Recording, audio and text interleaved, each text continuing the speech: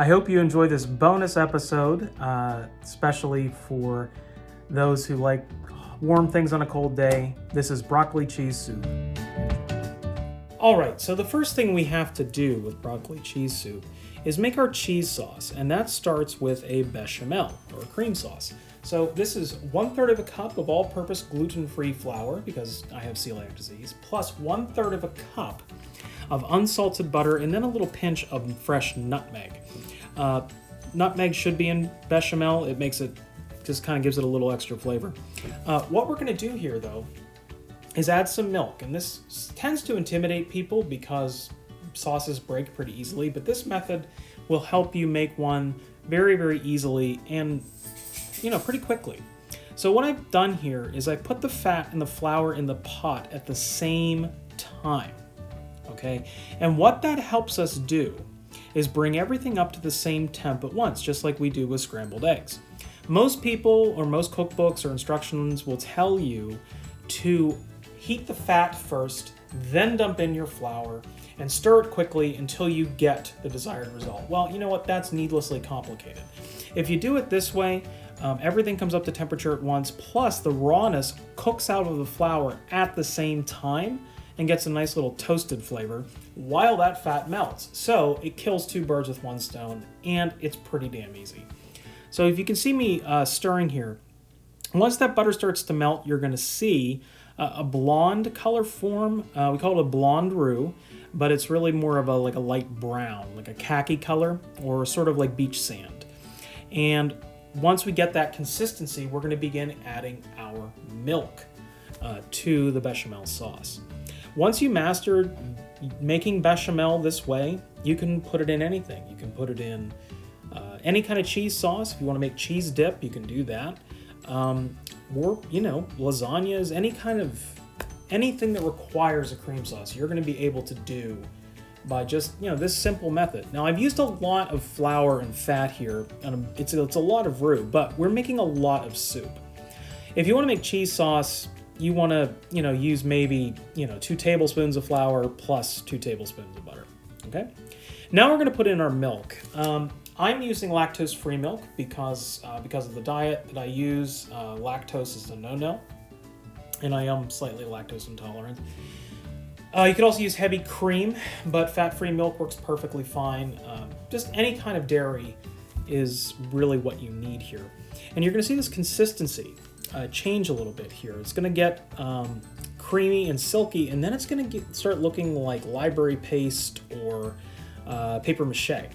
And that's a good thing because that tells us when we need to add more liquid.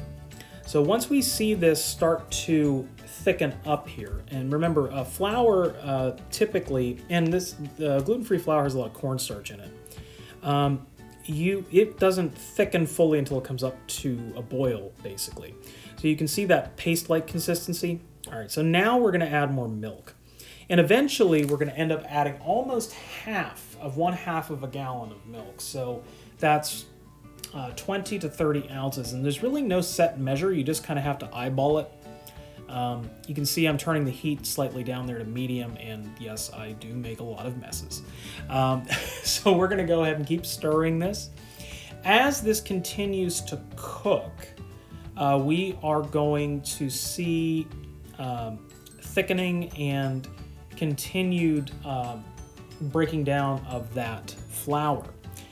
And pretty soon here, once we scrape this bowl pretty clean, we're going to start putting in our first dose of cheese once we continue stirring here. Okay, you see those little lumps? Don't worry about that. I know you're going to get scared because you get lumpy gravy or lumpy bechamel sauce. Don't worry about it. Those lumps will go away eventually. It's not important. So this is our first dose of cheese. Just some mild shredded cheddar. This is the one instance where pre-shredded cheese really helps you out because that extra potato starch that's on the shredded cheese does help thicken the soup later. And like I said, this looks pretty gloopy, but we're going to add a little more milk after we add this dose of cheese, and then we're going to add more cheese after that. Well, we have a cat emergency apparently, so there we go, more milk. Now you see the milk kind of splashing in there, and that's fine. Don't worry about it. Remember, nobody else is watching this but you. Nobody needs to know how the sausage is made. As long as it tastes good, nobody cares. So watch the milk as it works its way into the flour, and as the flour starts to thicken again. You can just watch it happen in real time here. Now I'm doing this all in real time. This is going to end up taking about 5.5 minutes, and that's it. So we've got some bog standard mild cheddar pre-grated cheese here. I'm going to put in 2 huge handfuls right here, and that's about 1/2 pound of this cheese. We're going to end up using almost a full pound of this to create our sauce. And then I'm going to add a couple of other things. I like to add some Parmesan, just, whatever Parmesan you have laying around, about 1/2 cup of that. And then I like to add some American cheese. White American specifically, but if you have yellow American, whatever you have laying around, that's going to give it that sort of classic American broccoli cheese soup flavor that you're expecting when you taste something like this. You could do it, I could get all chefy with you and do it with fancy cheese, but you know what? That's kind of ridiculous. So, bog standard mild cheddar here. And then I'm going to add some bacon solids. This is just dried bacon. I ordinarily would make this soup with fresh bacon, but it's in the freezer and I didn't feel like defrosting it and getting it out and resealing the package. So dried bacon works perfectly fine. Plus, it doesn't give you any extra fat. So get all the flavor, no fat. That works out good for me. So here we go. You see this consistency here? That's what we're going for. All we're going to do now is turn this down to low and let this simmer and let that cheese incorporate itself into the sauce as we build the rest of our soup.